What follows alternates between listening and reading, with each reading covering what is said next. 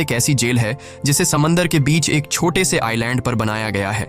यानी अगर कोई कैदी जेल तोड़कर बाहर भी आता है तब भी वो भाग नहीं सकता, क्योंकि आगे उसका रास्ता पानी रोक लेता है। इसीलिए इस जेल को दुनिया का सबसे सिक्योर जेल का दर्जा हासिल था। यहाँ सिर्फ दुनिया के टॉप क्रिमिनल्स को रखा जाता। लेकिन जल्द ही इस जेल का रुतबा मिट्टी में मिलने वाला था, क्योंकि अब इस जेल में एंट्री हो चुकी थी फ्रैंक मॉरिस नाम के एक शातिर चोर की, जो पहले भी कई बार जेल तोड़कर भाग चुका है। लेकिन इस बार मॉरिस थोड़ा घबरा गया, क्योंकि ये जेल बहुत ही ज्यादा सिक्योर थी। मगर मॉरिस को यहाँ अपनी पूरी जिंदगी बिल्कुल भी नहीं बितानी थी। वो जल्द से जल्द इस जेल से भागना चाहता था। जेल में एंटर होते ही मॉरिस भाग जाने का सोचने लगा। मॉरिस को सर से पांव तक फुल चेकिंग करके उसे एक सेल में लॉक किया जाता है। एक गार्ड आकर मॉरिस से कहता है, वेलकम टू अल्काट्राज, और यहाँ से होती है असली कहानी शुरू। तभी अचानक एक बेल बजती है और सभी सेल के गेट्स ऑटोमेटिकली खुल जाते हैं। अफसर कैदियों को बाहर बुलाते हैं। इस जेल का डिसिप्लिन भी बहुत सख्त है। कैदियों को साफ सफाई और अपने टाइम पर सेल में जाने के रूल्स को फॉलो करना होता है। सब एक जैसा यूनिफॉर्म पहनकर लाइन में ब्रेकफास्ट खाने आ जाते हैं। मॉरिस के सामने